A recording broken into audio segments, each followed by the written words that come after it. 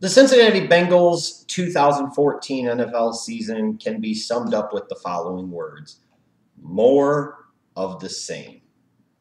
This is a team that is consistent in what they do, and by God, you got to give them credit for that, if nothing else. They consistently are the same. Frustrating to watch, talented, up and down, a reflection of their quarterback, Andy Dalton, but not solely their quarterback, Andy Dalton. A team that beats some quality teams in impressive fashion every year, loses to some teams that they have no business losing to. They find a way to make the playoffs, and then they lose in the first round of the playoffs. This is the fourth straight year that the Cincinnati Bengals have made the playoffs under head coach Marvin Lewis. This is also the fourth straight year that they've been one and done in the playoffs.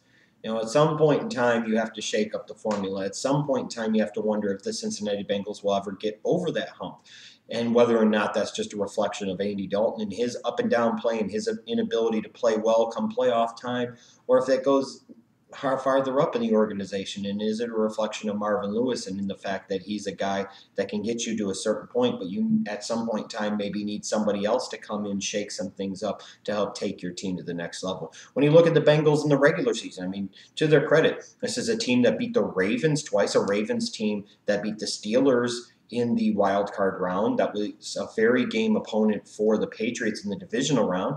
They went into Denver and beat the Denver Broncos. They beat the Houston Texans. They beat some quality opponents, especially beating Baltimore twice and beating Denver. But this is also a Bengals team that lost twice to the Pittsburgh Steelers. This is a team that lost once to the Cleveland Browns. This is a team that barely hung on to beat a Tampa Bay Buccaneers team that finished 2-14 and ended up with the #1 overall pick in the draft. In so many ways, for so many reasons, this is the same Bengals team that we've grown accustomed to in recent years. And as I talked about, in a lot of ways, they're a reflection of their quarterback, Andy Dalton. The epitome of average NFL starter. Up and down at that. He has those really good games where you're like, my God, maybe he's turned the corner. And then he has those other games where you say, my God, this is what Andy Dalton is. He accounted for 23 touchdowns this season between the air and the ground, but he also had 19 interceptions.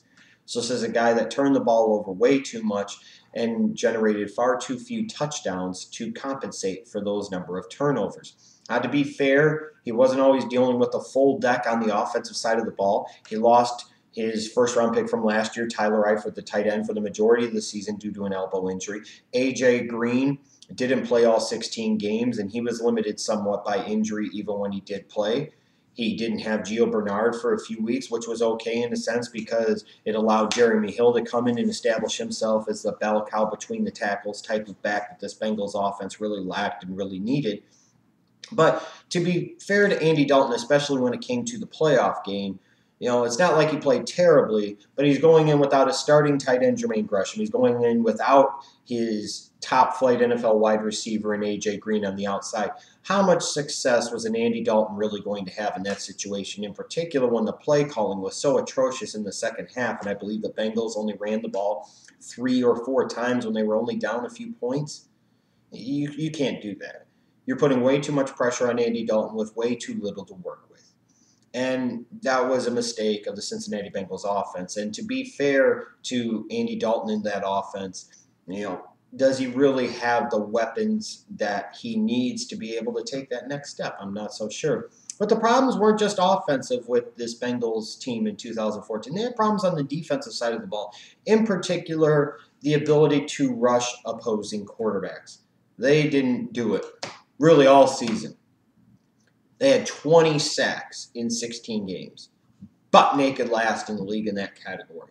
And you could talk about whether you think sacks are an overrated or underrated stat, what have you. But at the end of the day, it is a key metric, a measurement of how effectively a team is getting to the quarterback on a consistent basis. And the Cincinnati Bengals just did not do that. And with that lack of real quality talent in the secondary, in particular at the corner position, where you're trotting out old fucks like Pac-Man and Terrence Newman, or disappointing younger players like Darqueze Dennard or Dre Kirkpatrick, it's not a good formula for success. And it really wasn't a good formula for success for this team when they really faced some good teams, whether it be Pittsburgh or New England, and they couldn't get any pressure on that quarterback. That quarterback of any quality was able to go in there and pick them apart. So the Bengals are really, to me, even though I thought they were heading into the last offseason, are really at a critical juncture, a critical crossroads in their organization's history. They have to determine whether they're heading on the right path, whether they think the direction they're currently heading in is at some point in time going to potentially lead to a championship. If they think so, then they need to find a way to make sure that that happens and make sure that that works. If not, then this organization needs to figure out very quickly how they can affect change to be able to get themselves into that type of situation. They really, truly do.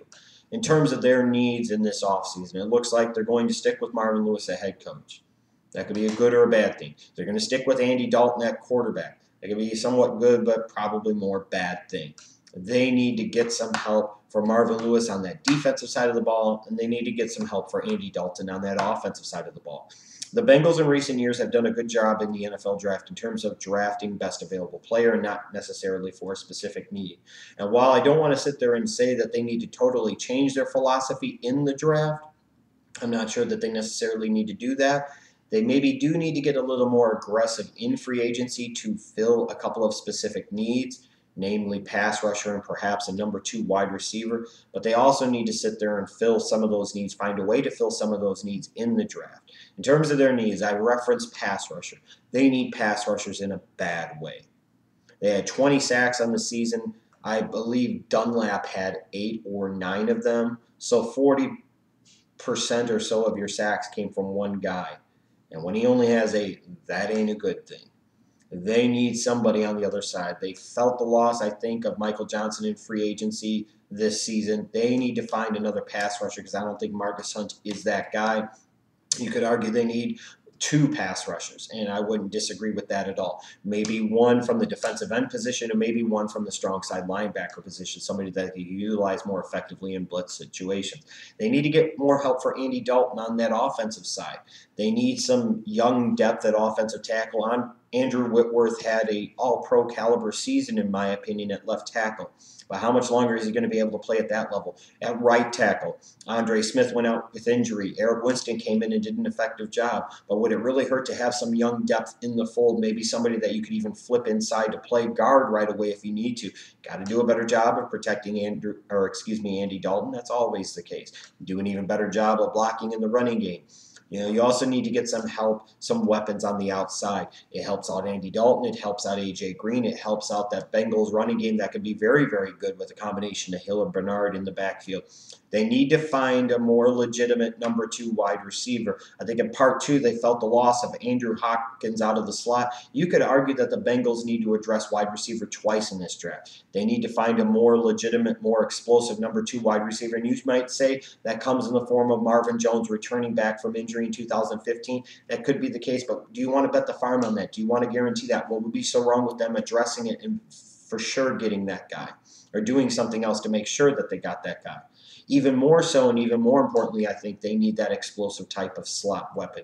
They need that weapon that can be utilized in many different ways that could be a real difference maker and really open things up horizontally and then vertically for that Cincinnati Bengals offense. And then defensively, too, I think you got to look at the secondary and you got to look at the corner position.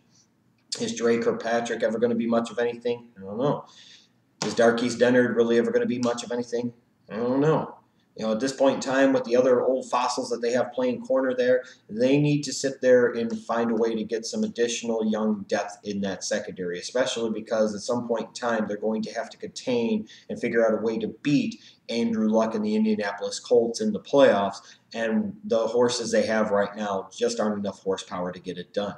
This is a Cincinnati Bengals team that I expect to be competitive again in 2015. This is a Cincinnati Bengals team in many ways, unless they dramatically shift the formula, is probably going to produce the same type of results as they did in 2014. I'm not going to sit there and say that next year will be their year because I've been saying that the past couple of years, and it's ultimately been more of the same. When it comes to the Bengals, that's exactly what 2014 was, and until proven otherwise, 2015 is going to be pretty much the exact same thing.